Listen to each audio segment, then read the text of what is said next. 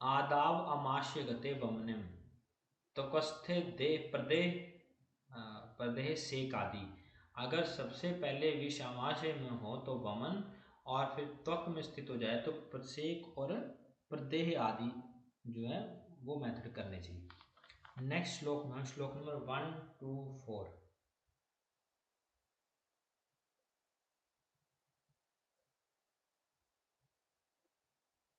श्लोक number 1 to 4। इह दर्वीकर सर्पो मंडली राजिमंती त्रयो यथा क्रमम वात पित्त श्लेष्माना प्रकोप। आपने इस तरीके से लिखना है, डी एम आर, ये सारे याद हो जाएंगे ऐसे। सर्प के भेद हैं चरक के अकॉर्डिंग 3 प्रकार के। डी एम आर, डी को बोलते हैं दर्वीकर, एम को बोलते हैं मंडली, और आर से बोलते हैं राजी। ठीक है। दर्वीकर वात दोष प्रधान होते हैं, मंडलीकर पित्त दोष प्रधान होते हैं, और राजिमान कफ दोष प्रधान होते हैं। दर्वीकर में 2 प्रॉपर्टीज होती हैं, रुक्ष कोमा कटु, और मंडली में प्रॉपर्टी होती हैं अमल लवण, अमल लवण सॉरी अमल और उष्ण, अमल और उष्ण। राजिमन में प्रॉपर्टी होती है शीत कोमा मधुर, शीत और मधुर। याद रखने का तरीका है रिक्की औ एसएम, रिक्की प्लस अ उ प्लस एस एम, रिक्की औ एस एम। रिक्की मतलब रुक्ष कटु, औ मतलब अमल उष्ण, और एस एम मतलब शीत मधुर। इनकी संख्या होती है, डी के ऊपर लिखना है 26, एम के ऊपर 22, और राजिमन के ऊपर 10। वैसे ही सुश्रुत का भी लिख सकते हैं। सुश्रुत के अकॉर्डिंग 5 प्रकार के होते हैं। सुश्रुत ने 5 प्रकार के बोले, दर्वीकर, मंडलीन कोमा राजिमान कोमा निर्विष कोमा वैकरंज। ठीक है। मंडली 26, राजिमन 22, दर्वीकर 26, मंडली 22, राजिमन 10। ठीक है, करेक्ट करना, दर्वीकर 26, मंडली 22, राजिमन 10। निर्विष जो हैं वो होते हैं 12, और व्याकरण जो होते हैं 3, व्याकरण जो होते हैं 3। और एक अलग से सांप का वर्णित है चित्रित, चित्रित होते हैं कुल 7। इसमें मंडली और राजिमान दोनों आते हैं। चित्रित में मंडली इसमें 4 होते हैं, राजिमान 3 होते हैं। ये अलग से लिख लेने आपने।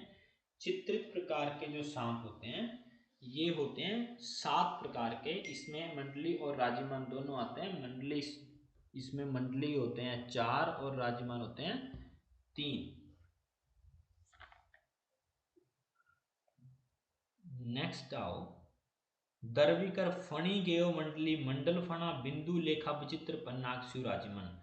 ये जो थोड़ी सी कैरेक्टरिस्टिक इनकी दी हुई है कि 3 प्रकार के सांप हैं, जिसमें कि फण वाले जो हैं वो मंडली हैं, मंडल फन दर्वीकर जो हैं वो बड़े फन वाले हैं, और मंडली जो है वो मंडलाकार होते हैं, मंडल फण बोल सकते हैं, या गोल तरीके के होते हैं। बिंदु विलेखा विचित्र, जिनमें धारियां या ऐसे सब बने होते हैं, वो सब कैसे होते हैं, राजिमन कहे गए। राजिमन बिंदु विलेखा विचित्र वाले हो गए, मंडली मंडल फन वाले हो गए, और फनी जो है वो दर्वीकर सांप होते हैं। नेक्स्ट श्लोक में आओ, विशेषात रुक्ष कटु अमल उष्ण स्वादु शीतलम विषम यथाक्रम तेषम तस्मात् वात पित्तादि कोपनम। ये मैंने अब रिक्की आउ प्लस एसम करके डीएमआर की वर्णन कर दिया। नेक्स्ट श्लोक नंबर 1 to 7। दर्वीकर के दंश के लक्षण दिए हुए हैं। दंश सूक्ष्म दंष्टो दंष्ट अपदो असित निरुद्ध रक्तम कुर्माभो वात व्याधि करो मता। सूक्ष्म दंश, दर्वीकर के निशान सूक्ष्म होते हैं लेकिन असित होते हैं, मतलब काला वर्ण पड़ जाता है। निरुद्ध रक्त, रक्त नहीं आता। और दंश स्थान पर कुर्माभो, कछुए की तरह स्वेलिंग हो जाती है। मंडली के कैसे होते हैं? पृथक पित्त, पृथक पित्त, ये यशोषस दंशो मंडली और सर्व पित्त विकारम, सारे प्रकार पित्त विकार उत्पन्न होते हैं। राजीमंत सर्पदंश के लक्षण, स्थिर शोफकृतम, स्निग्ध पांडु सांद्र अश्रिकम श्लेष्म व्याधि स्मरणम। कॉमन सा है। नेक्स्ट है, सर्पों का वर्णन दिया हुआ है। पुमान जाति से, वृत भोगो महाकाय, श्वसन ऊर्ध्वम उवेक्षणम पुमानम, स्थूल मूर्धा समंगश स्त्रीत्वत्स विप्रिय।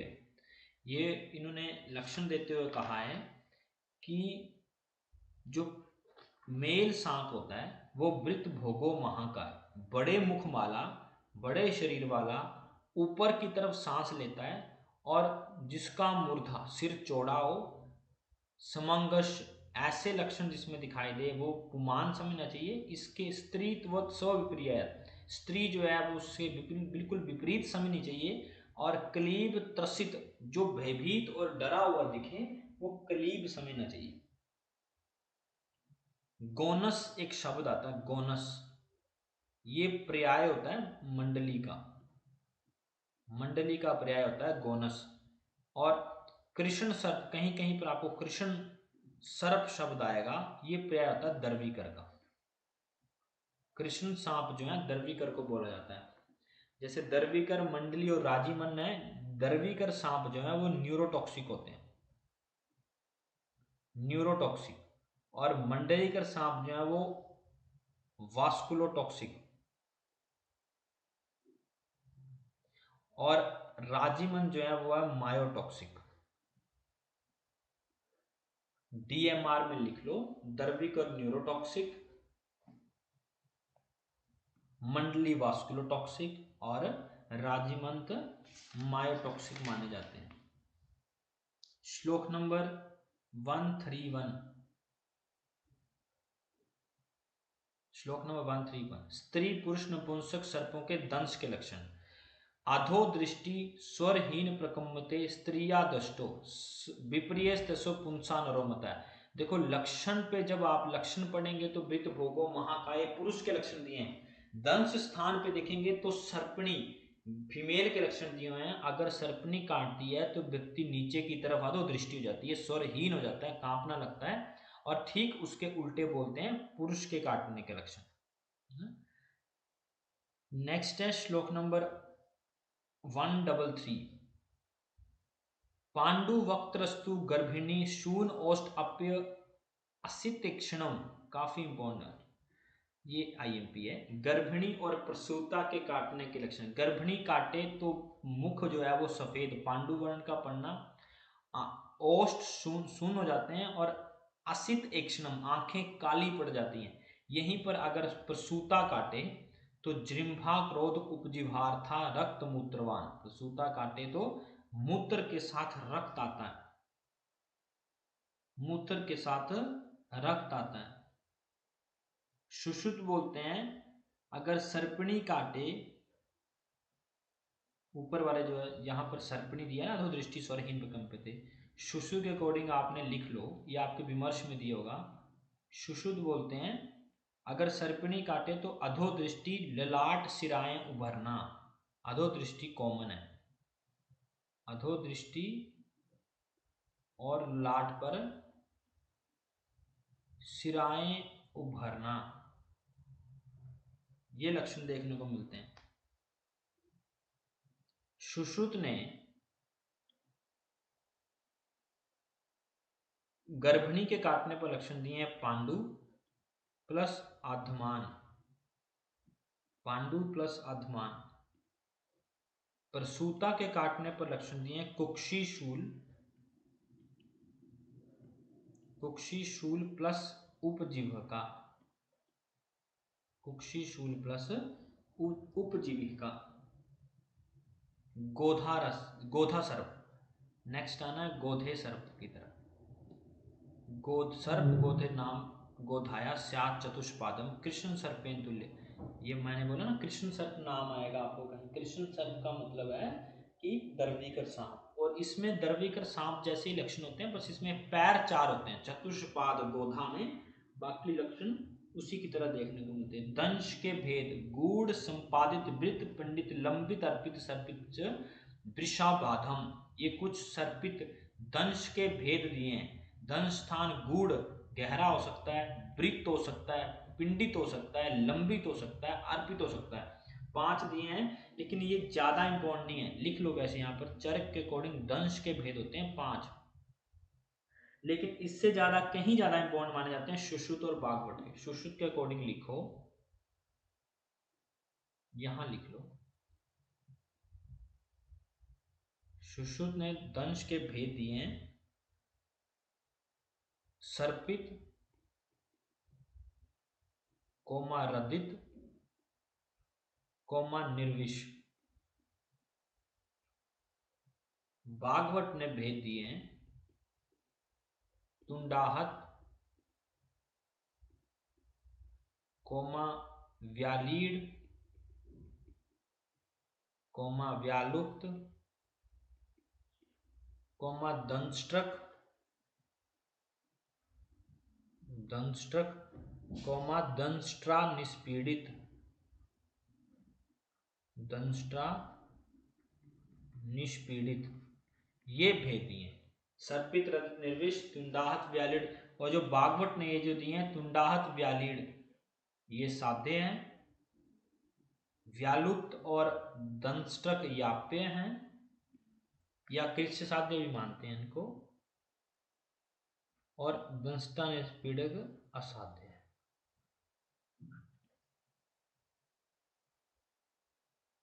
ठीक है, नेक्स्ट आओ श्लोक नंबर 136।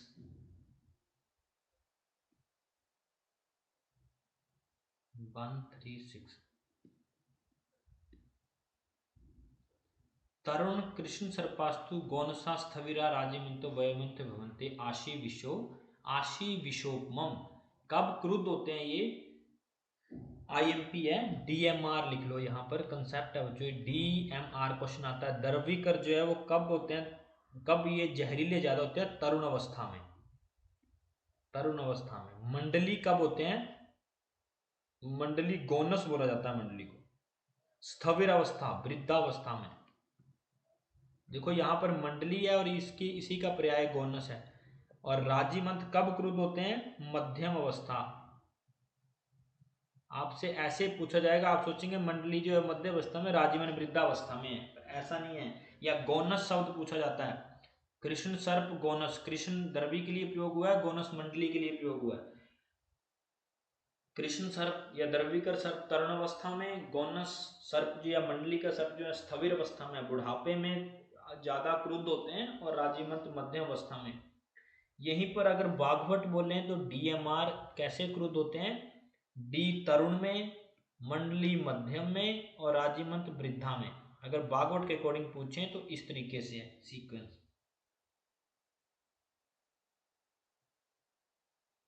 अगर घातक काल पूछें, डीएमआर का घातक काल, तो दर्वीकर जो है वो वर्षा ऋतु में घातक होते हैं, मंडलीकर शीत ऋतु में घातक होते हैं, और राजीमंत ग्रीष्म ऋतु में। ये घातक काल है इनके। श्लोक नंबर 137। सर्प दंष्टा चतुस्त्रम तासाम वाम अधरा असितम पीत वामोत्तरा दंष्टम रक्त श्याव अध उत्तरा। ये बड़ा अच्छा तरीके से इन्होंने कंसेप्ट सा बताया है। यहाँ पर आपने लिखना है, या तो यहाँ बना लो या फिर मैं अलग पेज पे ले जाता हूँ आपको, वहां बनाओ। ये जो बोलते हैं ना कि सांप के दांत कैसे होते हैं, बाईं ओर कौन सा दांत होता है, दाईं ओर कौन सा दांत होता है ना। तो इसको याद रखने का तरीका बड़ा आसान है। आपने इस तरीके से लिखना है,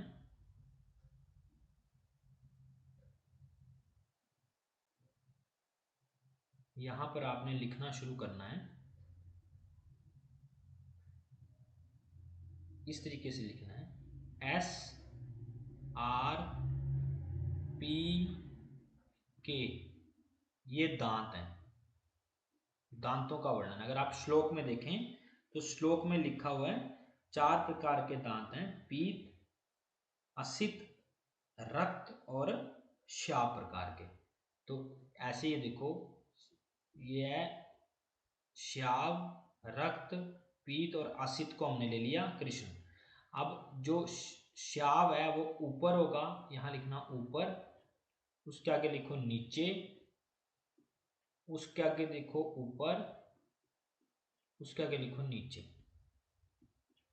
एस के नीचे लिखो आर, आर के नीचे लिखो आर, पी के नीचे लिखो एल, इसके नीचे लिखो एल।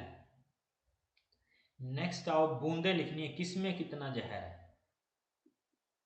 है ना। अगला श्लोक भी कवर हो जाता है। 4, 3, 2 और 1। अब एस आर पी के ऊपर नीचे, आर आर एल एल, 4, 3, 2, 1। मतलब जो ऊपर का राइट साइड का ऊपर का दांत होगा वो श्याव वर्ण का होगा, उसमें 4 बूंदे होंगी जहर की। राइट साइड का नीचे का दांत होगा वो जो है वो रक्त वर्ण का होगा और उसमें 3 बूंदे होंगी जहर की। लेफ्ट साइड का ऊपर का दांत होगा वो पीत वर्ण का होगा, उसमें 2 बूंदे होंगी जहर की। लेफ्ट साइड का नीचे का दांत होगा वो कृष्ण वर्ण का होगा, उसमें 1 बूंद होगी जहर की। अब आप श्लोक में मिला लेना तो ये वैसे निकल जाएंगे। पीत व मूत्रम, पीला बायां ऊपर, बूंदे 2। एक श्लोक में पढ़ रहा हूं, पीत वाम उत्तर, पीत वाम उत्तर। याद रखने का तरीका एस आर पी के ऊपर नीचे, आर आर एल एल, 4, 3, 2, 1। श्लोक नंबर 139।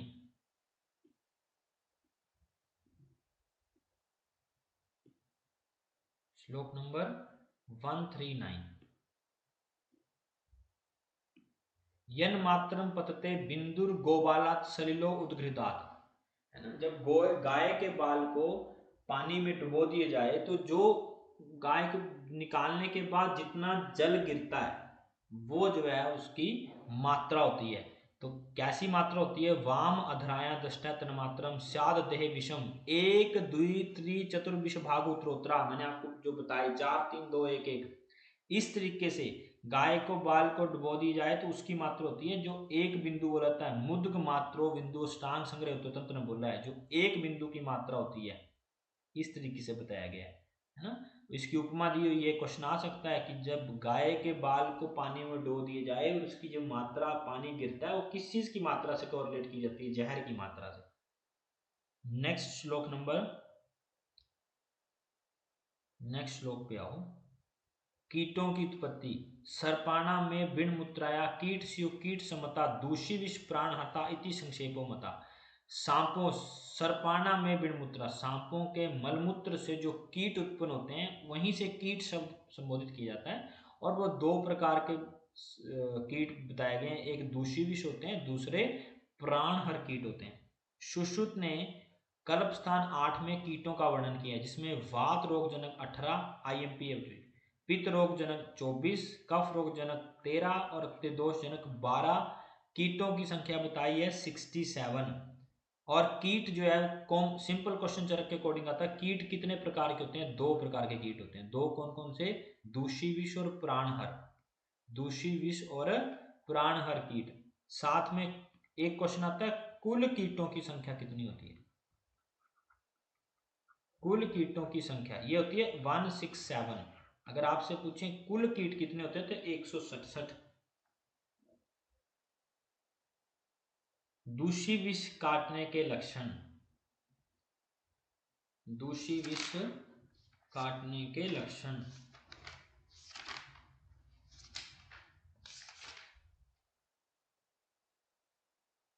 सकंडु दाह विसर्पाकिकम स्यात् कुथितम तथा गात्रम रक्त सित कृष्ण शाप पिंडिका विंतम। ये दूषी विष के काटने के लक्षण है। नेक्स्ट है श्लोक नंबर 142, प्राणहर कीट के दंश के लक्षण।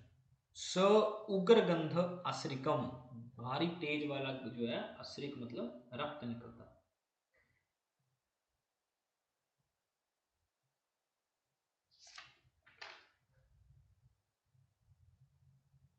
नेक्स्ट श्लोक नंबर में देखो, जाल आवृतम दूषी विष लूता विस्तृतम। दूषी विष अगर लूता काटे तो जाल बन जाता है वहां पर, जाल आवृतम ऐसा लगता है। भेद लिखने हैं आपने, भेद टाइप है ना। लूता के प्रकार होते हैं 16, बाघभट्ट ने बताए हैं 28। लूता के प्रकार 16, बाघभट्ट 28। गलगोलिक,